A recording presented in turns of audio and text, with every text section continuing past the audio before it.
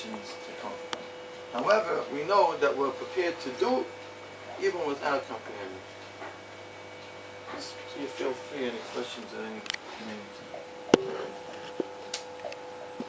Now, how did they jumping out in the neshama make it? It was Nun Neshama. Hashem gave Yitzchok Avinu at that point a Nun Neshama. And because one the Neshama was in him, he wasn't able to have a Nun Neshama. By the Akedah, the Neshama jumped out, so now Hashem wanted to be Mechayim, he's only given Nun Neshama. Nun Neshama became already a Neshama of that's right there. Now, the Beis Hamikdash is a place in this world that's really not governed by the rules of by the laws of nature. In other words, if there's a law of nature that to fit a 20-foot table, you have to have a room at least 20 feet, 21 feet to fit it in. That's true in other places in the world. But in the Beis Hamikdash, it wasn't like that. You had the Oroi, which was larger in dimension than the dimensions of the Kodesh HaKadosh. And it went in. And if there's a law in nature that says that a piece of bread that comes out of the oven on Sunday, if you're going to leave it on the table for 8 days, it'll get hard and maybe moldy by the 8th day. That's a law that applies in other places in the world. But on the Beis Hamikdash, it didn't apply. They put the Lachem Hapanim on the Shulchan on Shabbos, and the next Shabbos was fresh and the smoke was still coming out like it just came out of the oven. And other such examples. If there's a law of nature that when you're going to have open meat laying around, it'll be full of flies, will come and mosquitoes, and there'll be a... In the Beis Hamikdash it didn't apply. There was never a fly in the Beis Hamikdash.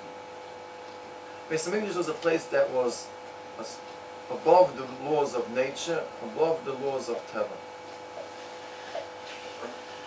When Moshe Rabbeinu was told that the Yidden are going to contribute a Malchus HaShekel, and with this Malchus HaShekel, we're going to build the Beis Hamikdash. Moshe Rabbeinu was a total loss. He didn't understand how is this possible. With a materialistic object called money, we're going to merit having a supernatural building of a Beis Hamikdash. It doesn't connect. You want to tell me that with Siyam on Baba Kama, Siyam on Baba Mitzia, we're going to bring a Beis Hamikdash? That I understand. But with giving a few dollars, you're going to have a Beis Hamikdash? Seemingly, it doesn't have any connection. That there's no way that from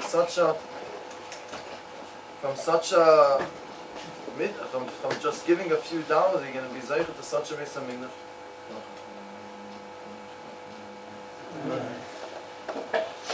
So Hashem Yisborach answered to Moshe Rabbeinu, and he showed him a matbeah shel eish.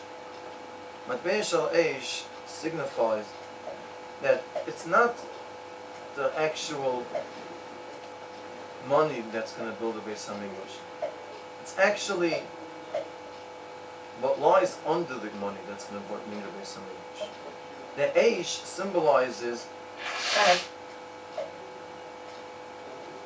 the tremendous drive and the willing to cleave to Hashem, the desire and the yearning to have a closeness to HaKadosh Baruch Hu. That's what's going to build the Beis Hamikdash. It's not going to be the physical coin that's going to build the Beis Hamikdash. It's going to be the eish, the background, the yearning and the fire of the soul that Yidden feel towards the closeness to Hashem. That's going to bring the Beis Hamikdash to Klal Yisrael.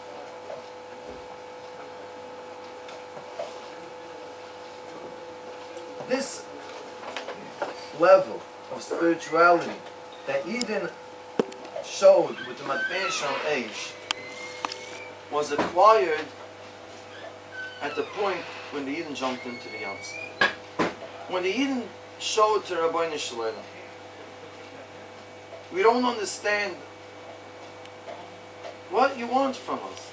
To jump into a sea, what for? What's it going to be? What do we have from it? But the Eden put away their own logic, their own understanding, and they say to Rabbeinu Shalom, all we want is to do what you tell us. If you tell us to jump into the sea, we're right in. That dveikis, that bittul, that cleaving to Hashem in all situations, in a situation where they don't understand and they give themselves into the Yamsuf, that's the koyach that ignited within them this tremendous